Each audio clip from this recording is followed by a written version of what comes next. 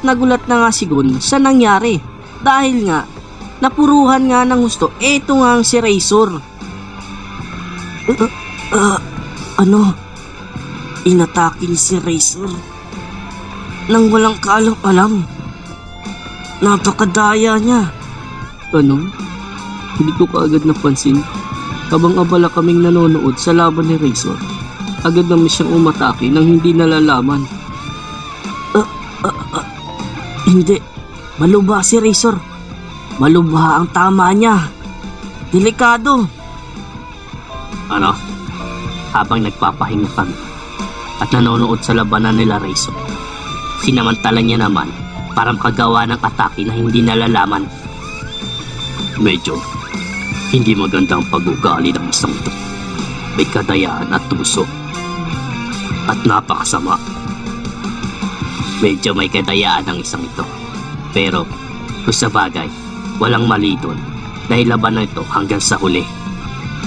Makikita nga natin dito si Razor na tila hinang-hina na nga ito dahil nga napakalubha ng tama niya sa kanang bahagi ng kanyang katawan. Hindi maganda to. Masyado akong nagpabayas sa labanan namin. Nararamdaman kong pahinga ng pahinga ang aura ni Razor. Mukhang hindi sapat ang oras para makapagpahinga ako.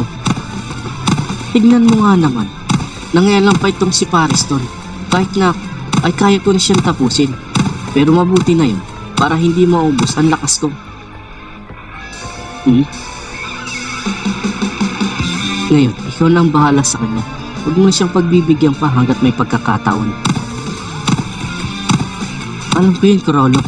Kaya naman, ako nang bahalang tumapo sa kanya nang kahit papano ay makaganti naman tayo sa kanya. Alas, hindi pwede mangyari ito. Jing, pasensya na. Mukhang hindi ka magagawa.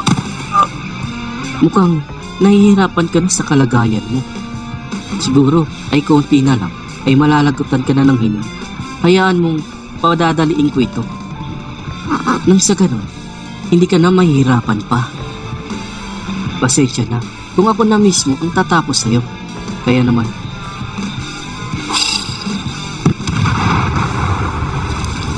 magpaalam ka na sa mga kasamahan mo. At isang suntok mula nga kay Illumi.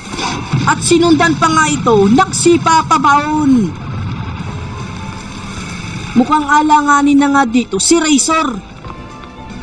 Kahit na malubha ang sugat, ay masasabi ko matibay ka pa rin dahil hanggang ngayon ay nakakahinga ka pa. Hayaan mong sa susunod kong magiging atake, ito nang maging dahilan ng katapusan mo. Ayan ay para maging manhid ang buong mong katawan at hindi ka na maging malikot pa. Mukhang wala na talagang pag-asa. Alahin dito na lang siguro. Ito na ang magiging huling tira ko sa'yo. Kaya naman, magpaalam ka na. Nadagdagan ko pa ng aura ang aking Needleman para maging mas mabilis ang katapusan mo. Dito na lang siguro. Share, subscribe. Pasensya ka na, pero kailangan ko itong gawin.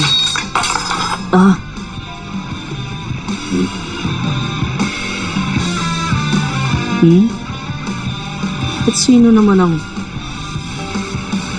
Ano? Ikaw pala, Hisoka. At pinigilan nga ni Hisoka, eto nga si Illumi. Sa huling atake niya, dito nga kay Razor. Tama ka na sa amin, Hisoka. Siguradong may mangyayari pa sa pagpunta mo dito. Kaya naman, ano pang hihinintay mo? Sa palagay ko, hindi ko na kailangan yun. Kontento na ako na makakita na mas malakas pa kaysa inaasahan ko. At saka naman, inilabas nga dito ni Kite ang kanyang crazy slots at ipinalabas nga ito ang number 2 ng kanyang kapangyarihan. Ano? Pero saglit pa lang siyang nakakapagpahinga. Hindi maganda kung gagamit agad siya ng nin. Mabilis lang siyang mapapagod.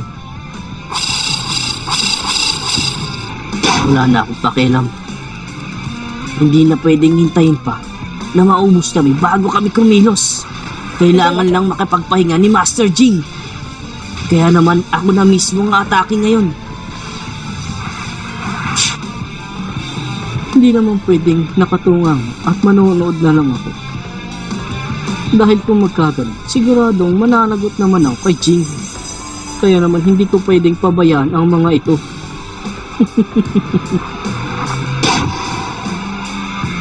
Habang paatake nga itong si Kite, dito nga kay Lumi, agad naman hinila ni Hisoka gamit ang bungee gum para nga mapalayo eto nga si Razor.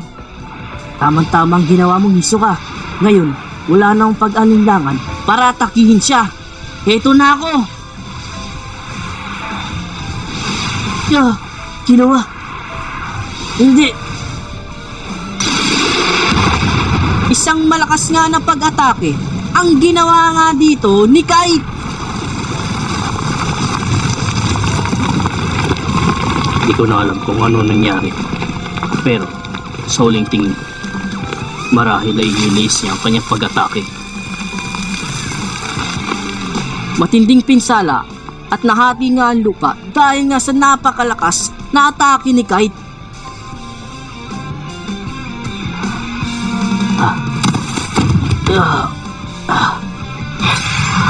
Makikita natin dito na pagod nga ito at bumagsak at gulat na gulat naman si Illumi sa nangyari.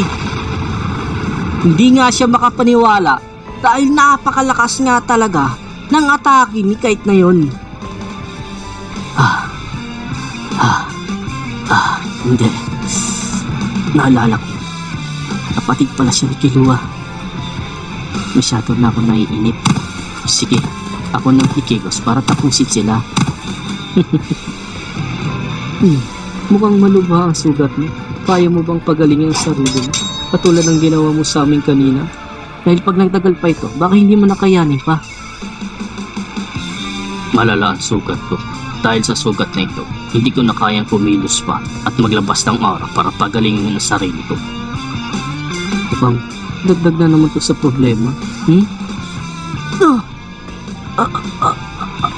Hindi. Hindi na ba kayang lumapat ng isang kemeraan?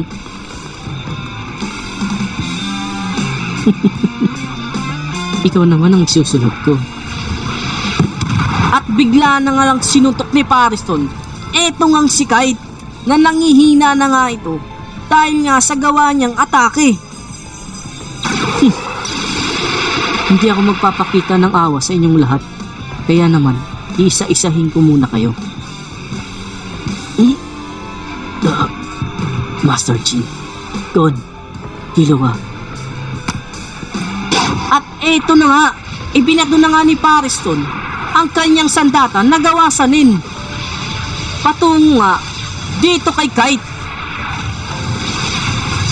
Habang kitang-kita nga ang ginawang pag-atake ni Pariston dito nga kay Kite, ay wala na ngang nagawa.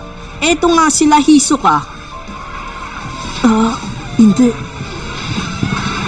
Kite, hindi maaari ito. Hindi maganda ang sitwasyon niya. Pero wala na kami magagawa pa sa pagkakataon ito. At bigla naman,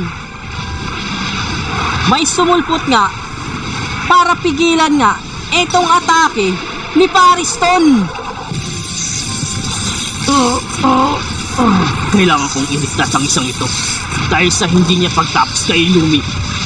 Malaki ang utang na loob ko sa kanya. At sumabog nga ito dahil sa ginawang pagpigil ni Silva sa atake ni Pariston. Magaling ang ginawa niyang pagpigil sa atake ko. Pero sa susunod kong gagawin, siguradong hindi na sila siswertein pa. Itigil mo na yung kasamaan mo. Ako ang harapin mo dahil ako na mismo ang tatapos sa'yo. At sino naman? Itangan natin dito si Gon na galit na galit. Abangan natin sa mga susunod. Sa ngayon ay yun lamang mga boss. Salamat sa panonood. At sana ay mahintay nyo pa ang susunod.